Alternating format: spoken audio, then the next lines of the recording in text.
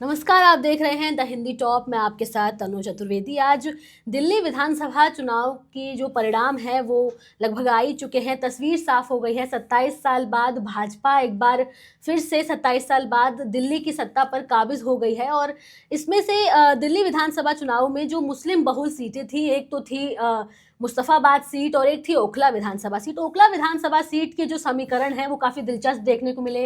अमानतुल्लाह खान है, आम आदमी पार्टी के विधायक हैं, वो वहाँ से लगभग 23,000 वोटों से ज़्यादा उनको वोट मिले हैं। 23,000 से ज़्यादा उनको वोट मिले हैं। और वहाँ पे भी तमाम पार्टियां थी, AIMIM थी और बीजेपी थी, कांग्रेस थी, आम आदमी पार्टी खुद थी वहाँ। और वहाँ पे सियासी समीकरण काफ़ी दिलचस्प देखने को मिले। मुकाबला काफ़ी कांटे की वहाँ टक्कर थी। तो आज हम चर्चा करेंगे ओखला विधानसभा पर ही कि क्या मायने हैं, अमानतुल्लाह खान की जीत के क्या मायने हैं और उस सीट का समीकरण क्या है। हमारे साथ द हिंदी टॉप के CEO बैठे हैं सैयद तारिक अहमद जी। उनसे जानेंगे कि आखिर मायने क्या हैं उस सीट के, उस अमानतुल्लाह खान की जीत के मायने क्या है, ये भी जानेंगे। सर देखिए तनु, जीत के मायने जीत ही होते हैं। ठीक है, जो जीता वही सिकंदर कहलाता है। और अमानतुल्लाह खान ने कई चीज़ें साबित की हैं वहाँ पे। जबकि ये लग रहा था कि अमानतुल्लाह अपनी सीट हार जाएंगे, गंवा देंगे सीट, लेकिन सीट बचाने में कामयाब हो गए। और कहीं ना कहीं, क्योंकि मैं उस इलाके में रहता भी हूँ, तो मुझे थोड़ा सा ज़्यादा उसके बारे में एक उत्सुकता थी कि कौन जीतता है कौन हारता है। और हम लोग तो किसी के समर्थन में और उसमें थे नहीं, लेकिन बहुत उत्सुकता थी। उसकी वजह ये थी कि एक तरफ मुसलमान जज्बाती होकर के दिख रहा था ऐसा कि ओवैसी की पार्टी के समर्थन में CA/NRC के जो आरोपी हैं, दिल्ली दंगे के जो आरोपी जिनको कहा जाता है, दिल्ली पुलिस ने जिनको बनाया है, जो अभी कोर्ट में मामला है, चल रहा है, शिफाउर रहमान वो लड़ रहे थे वहाँ पर। और एक वक्त ऐसा लगा कि बिल्कुल झाड़ू के ऊपर बिल्कुल पतंग ही पतंग रहेगा, यानी पतंग AIMIM का जो निशान है वही रहेगा। और बिल्कुल ओखला की आसमान में पतंग है और फला है, अलग अलग तरह के लोग वहाँ पे बातें क्या कर रहे थे। मज़ेदार बात यह है कि जो वोट परसेंटेज जिस तरीके से इधर से उधर हुआ, बिल्कुल, हमने क्योंकि शुरुआती रुझानों में देखा था कि वहाँ से रात तक ये लग रहा था। मैं तो वहाँ की सड़कों पर रात के 1 बजे तक टहल रहा था, देख रहा था, लोगों से मिल रहा था कि आखिर हो क्या रहा है यहाँ पे। एक चीज़ मुझे बड़ी समझ में आ गई थी। उनके जो समर्थक लोग थे, कई बार वो ये कह रहे थे कि देख लीजिएगा नतीजे ऐसे नहीं ऐसे होंगे। एक चीज़ समझ में आ गई थी कि अमानतुल्लाह खान ही जीतेंगे, वो लगभग क्लियर था। मार्जिन को लेकर के एक बड़ा सवाल था। अगर मैं ईमानदारी से बोलूं तो मेरा खुद का मार्जिन 7-8 हज़ार से ज़्यादा नहीं था, कि मुझे लगता था कि 7-8 हज़ार वोट से जीत जाए तो बड़ी बात हो जाएगी, क्योंकि वोट परसेंटेज एक अच्छा खासा उधर जा रहा था। लेकिन शायद लोग जज्बात में नहीं आए। लोगों ने इस बात को समझा कि बात शिफा की नहीं है। शिफा आरोपी हैं, उन पे आरोप साबित होते हैं नहीं होते हैं, ये एक कोर्ट का विषय है, वो तय होगा कैसे होगा। मैं ना अभी आरोपी कह रहा हूँ उनको, और ना मैं कह रहा हूँ कि वो उसमें से बेकसूर हैं। ये तो कोर्ट तय करना है। लेकिन जज्बात में लिया हुआ फैसला जो कभी अच्छा नहीं होता है। ठीक है, बहुत लोग ठीक है जो उनके समर्थन में थे हार गए हैं, तो अब विचलित होंगे या नहीं होंगे ये तो वो जानते होंगे। लेकिन क्या है ना कि ओवैसी की जो राजनीति है, ठीक है, वो राजनीति सूट नहीं करती है। बांटने वाली राजनीति। अगर मैं किसी पार्टी की बात, जैसे कभी हम चर्चा में बैठते हैं, बात हो रही होती है, इवन कई बार हम भाजपा के बारे में बात कर रहे होते हैं कि बहुत सारे, चूंकि उनके यहाँ से ऐसी चीज़ें निकल के आती हैं ना कि वो बटेंगे तो कटेंगे टाइप वाला मामला। तो ये बटेंगे तो कटेंगे ना, ये वहाँ पे लोग बात कर रहे थे कि हम बटेंगे तो कटेंगे। ये भले ही योगी जी ने दिया है, ये नारा योगी जी का है, तो हमें इसको अपनाना चाहिए। ठीक है, तो ये जो दोनों तरह की जो राजनीति है ना, ये देश के लिए, मोहल्ले के लिए, समाज के लिए, घर के लिए कभी बेहतर नहीं होती है। बिल्कुल सर, ठीक है, आपसे इस बात पे मैं थोड़ा सा और आपको कंप्लीट, इस बात पे समझते हुए लोगों ने वोट किया। और मार्जिन ये बता रहा है कि लोगों ने एक बहुत कायदे से वोट किया। 23,000 से ज़्यादा वोट से अमानतुल्लाह वहाँ पे जीते हैं। ठीक है, और मनीष पिछली बार जो भाजपा के प्रत्याशी थे, 58,000 उनको 58,000 वोट आया था, वोट परसेंटेज कुछ बढ़ा था, तो ये मान के चल रहे थे कि 60 और 70,000 के बीच में कोई मामला बनेगा। अब इन दोनों के बीच में जो वोट बटेगा उससे भाजपा निकल सकती थी, तो वो एक तय सीमा तक ही बढ़ पाया, लगभग 39,000 या उससे थोड़ा सा ज़्यादा, या 39,000 कुछ वोट शिफाउर रहमान ला सके। और ख़ासियत इस सीट की ख़ासियत ये है, अमानत खुद चूँकि बहुत सारे विवादों में रहे हैं, वक्फ बोर्ड की जो अमानत है उसमें ख़यानत का इल्ज़ाम उनके ऊपर है। वो अच्छे खासे समय तक तो जेल या बाहर कहीं इधर उधर ईडी सीबीआई से भागते फिरे हैं, ये सारी चीज़ें थी उनके साथ लगी हुई। उसके बावजूद सीट का निकाल ले जाना, और चूँकि पूरे हिंदुस्तान की नज़र थी, ओखला सबसे बड़ा सीट माना जाता है मुसलमानों के लिए, ठीक है, तो उस पर पूरे हिंदुस्तान की नज़र थी, भारत की नज़र थी, और कहीं ना कहीं कई राजनीति वहाँ से निकलती है, ठीक है। कई देश भर के बड़े इंटेलेक्चुअल्स जो मुसलमान हैं उस एरिया में रहते हैं, ठीक है, तो सबकी नज़र थी कि आखिर ये राजनीति कहाँ जाएगी और कैसे जाएगी। तो यहाँ अमानत के जीतने से ज़्यादा ओवैसी हारे हैं। शिफाउर रहमान तो चलिए ठीक है, एक नाम था, सिंपैथी था, इतना वोट ले आए, लेकिन ओवैसी की हार हुई है यहाँ पर, और यहाँ पे अमानत की जीत हुई है। आम आदमी पार्टी, ठीक है, एक पार्टी होती है, एक ब्रांड होता है, उसके साथ उसके वोटर्स होते हैं, कैडर्स होते हैं। ये बात इसलिए मैं कह रहा हूँ, केजरीवाल किसी भी मुसलमान सीट पे नहीं गए, और ओखला में बड़ी उम्मीद थी लोगों को कि वहाँ पे आएंगे, अपनी बातों को रखेंगे, लेकिन वो नहीं आए। पार्टी में सिर्फ और सिर्फ एक संजय सिंह आए, कुछ देर के लिए आए। अब संजय सिंह का ठीक है कुछ असर रहा होगा, लेकिन केजरीवाल के नाम पे जो मामला बनता, सिसोदिया के नाम पे बनता, ऐसा कोई मामला नहीं बना। तो ये अमानत की एक बड़ी जीत है, और ये शायद पार्टी के अंदर और पार्टी के बाहर एक बड़ा संदेश होगा। ये मतलब आम आदमी पार्टी के अंदर में भी एक बड़ा संदेश होगा, और उस पार्टी के बाहर भी ओखला की सीट की जो चर्चा जिस तरीके से, चूँकि CA/NRC को लेके शाहीन बाग वाला मसला था पिछली बार, और इस बार उसके बाद केजरीवाल का जिस तरीके से कोरोना के ज़माने में कोरोना बम और फला टाइप का जो मामला बहुत सारे था, उसके बाद निज़ामुद्दीन में मरकज़ यानी बंगले वाली मस्जिद, उसको बंद करवाने का मामला था। यही वजह, ये एक बड़ी वजह भी रही। जो जंगपुरा सीट थी, निज़ामुद्दीन उसमें आता था, वहाँ पर फरहाद सूरी कांग्रेस के टिकट पे थे, लोगों ने वोट बर्बाद किया, उनको दिया, यानी बर्बाद करने का मतलब है कि एक होता है ना कि चलो मैं इनको दे देता हूँ, कहा कि नहीं जीतने देंगे यहाँ पे, ठीक है। तो ऐसी कई चीज़ें थी, इसलिए इस मायने से ओखला सीट जो खास बनी हुई थी वो खास बन भी गई अमानत के जीतने पे, एक संदेश है वहाँ से, ठीक है। तो ये आम आदमी पार्टी को और केजरीवाल को अपने आने वाले वक्त में समझना पड़ेगा कि उनको कैसे इन लोगों को डील करना है।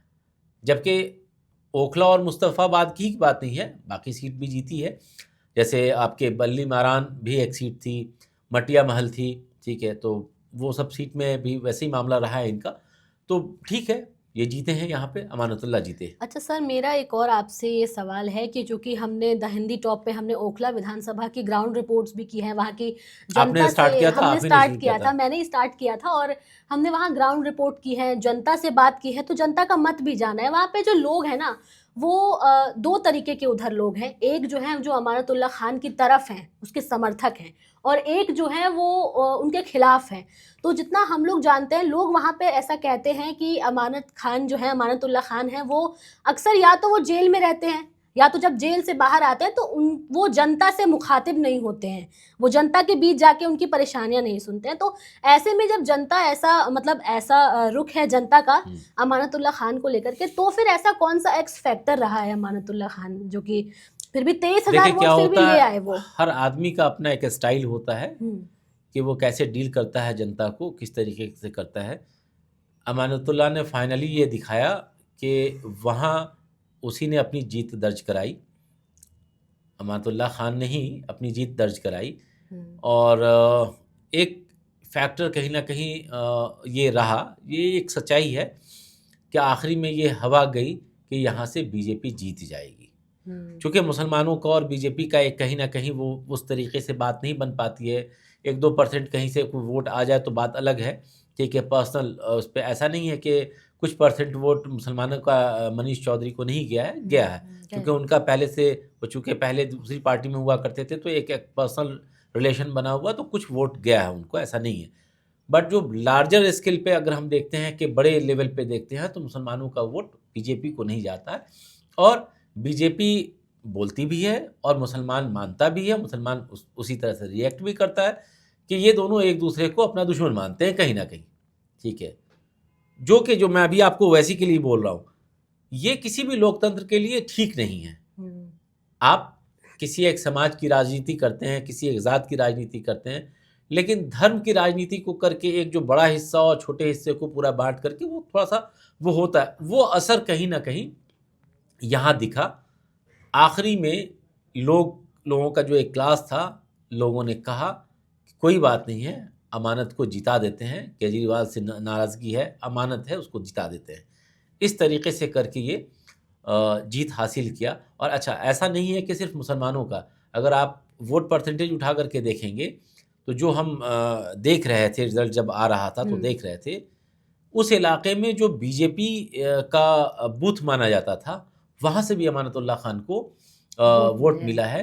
और उसमें एक बड़ा फैक्टर, मुझे कहने में कोई परेशानी नहीं है, बरहम सिंह जो पहले भाजपा के प्रत्याशी वहाँ से रहे हैं, उनका टिकट कटना ये चर्चा का विषय था कि, लेकिन कल ही रात एक किसी बड़े मीडिया हाउस के संपादक से मेरी बात हो रही थी, उन्होंने मुझे बड़ा ज़ोर दे करके मुझे कहा, मैं उनका नाम नहीं ले सकता हूँ यहाँ पे, अभी मजबूरियाँ होती है हर इसका, लेकिन उन्होंने मुझे कहा कि तारिक भाई, मैं आपको बता रहा हूँ, बीजेपी का वोट नहीं खिसकेगा वहाँ से, जितना है उतना जाएगा ही जाएगा, ठीक है। वो 500,000 वोट का ही मामला कुछ हो सकता है, बहुत पर्सनल लेवल पे होगा, बट मैंने उनको कुछ आंकड़े दिए थे और मैंने उस आंकड़ों पे बात करके मैंने बताया था।